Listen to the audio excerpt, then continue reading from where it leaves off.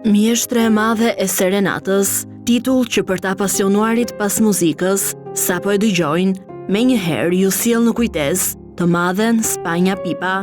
Spanja është 86 vjeç, por sot e kësaj dite, me zërin e saj të mrekullueshëm, vazhdon të mbaj gjallë serenatën korçare.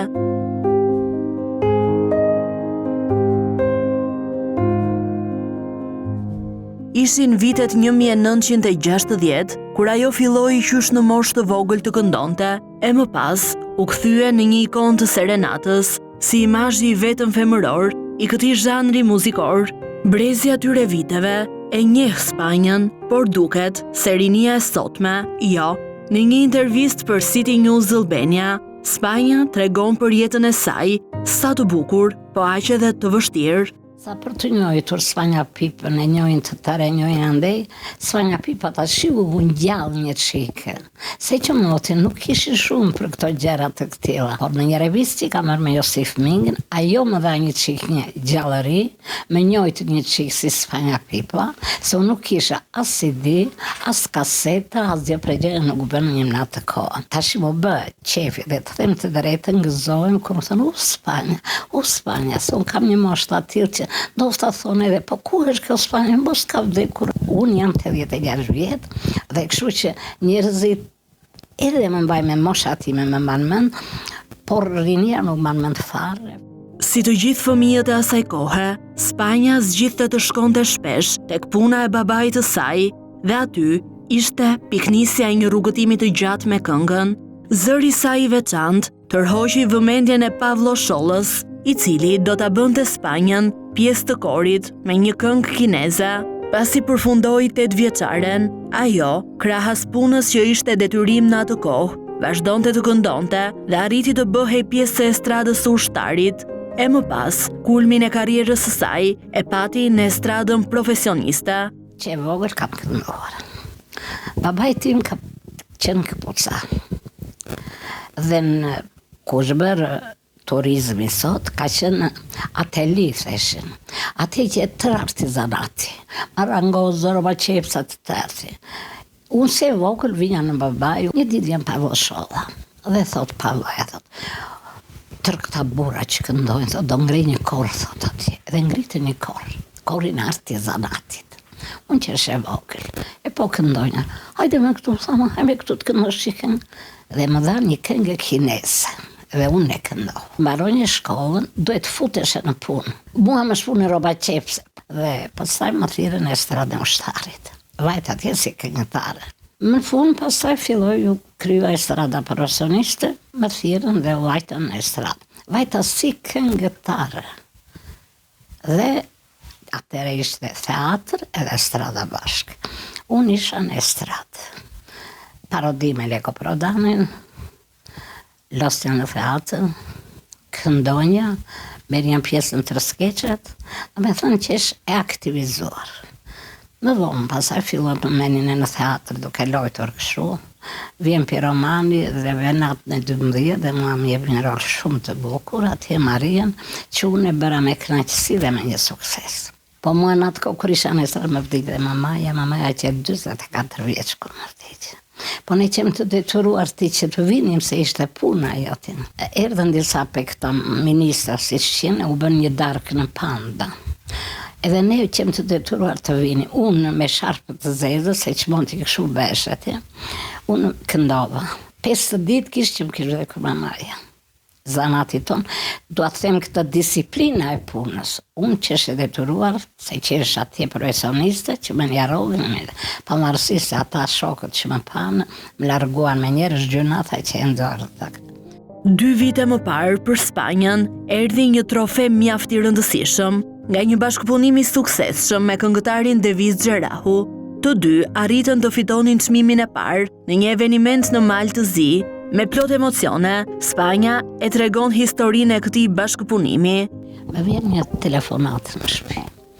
Alo, kushin Pandilaç, Spanja, të lutem shumë.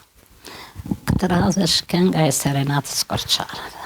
Të vish, faleminderit shumë. Nuk vi. Vërtet unë që shumë e son nga këmbë, mirë tha, unë do dërgoj një këngëtar, të vi, tha, që të flasësh për autor të këngë, kush e ka bërë këtë këngë, kush e ka bërë këtë këngë. Mirë, thash, kur të do e dërgojnë. Në moment, trokit i derë, kur vjen Gjerau. Më thash, ko Spanja, më tha që duhet të flasim pak për kush i ka bërë këto këngë. Ato që dinja, ja thash.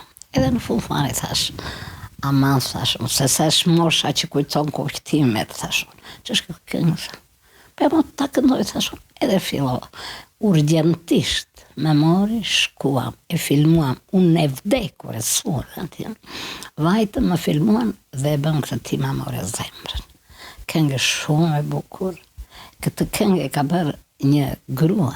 Unë e kam kënduar zemën për para, po këtë radhë nuk edhe sikur u dha një që gjallëri, edhe sikur u njojtë, se me boj e shaqefi, që të tërë e digjonin, tërë pristi, më mernin nga Amerika, më mernin nga gjithë të Spanja, të lumë të Spanja, të dëgjojme dhe qajme, do me thënë që një këngë e bukur, do thëmë edhe mua më ngjallë një qik emocionin edhe të tërë, dhe kështu që u njojta.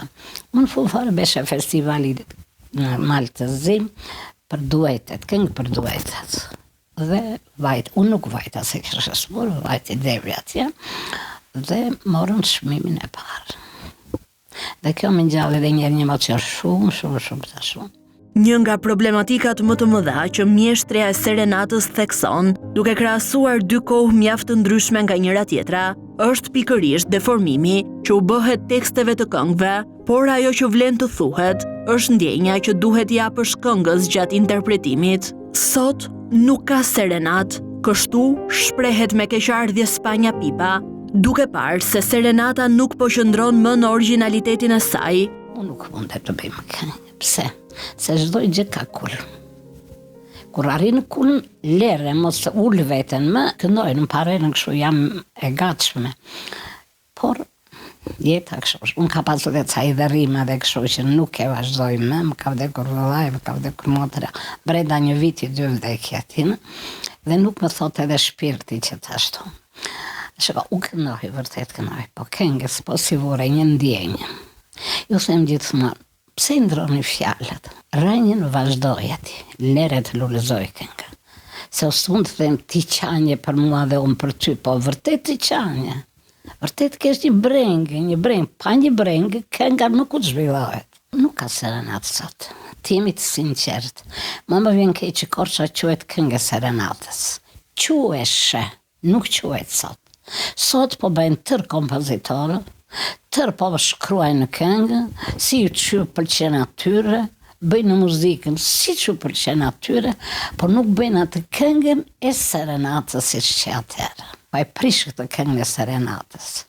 Kjo serenata të qëndroj tamam, vërtet të thonë që po, ta shikëndojnë lokalet, këngët i prishin i bëjnë, sa shumë. Atëre këndonim edhe kuartet, neve me djemët, edhe kështu që ndryshe ko atëre. Nuk në lini të këndonim këngë të serenatës. Nuk në lini në atë këtë këndonim, nuk ishte e kohët. Ashtu ishte ati. Ne bën këngën e Sofatit. Vetëm një natë, edhe ka kënduar me Elaj Zallëmi atë këngën. Një natë, erdhën e pa në të nesë voqë këngë. Pse se këngë që tama me Sofate, me të tëra, si që ishte që nuk u t'i këdoj Sofatit. Më kupton, nuk mund t'i këdoj. Nuk mund të këdoj u tash i dilë në dritare. Unë dalë jashtë të më shikojnë, që do dalë në dritare dhe ashtu. Pa ndaj dhe më shopi shumë koha. Neve da vjeke, mua veç në ma më vjen keq.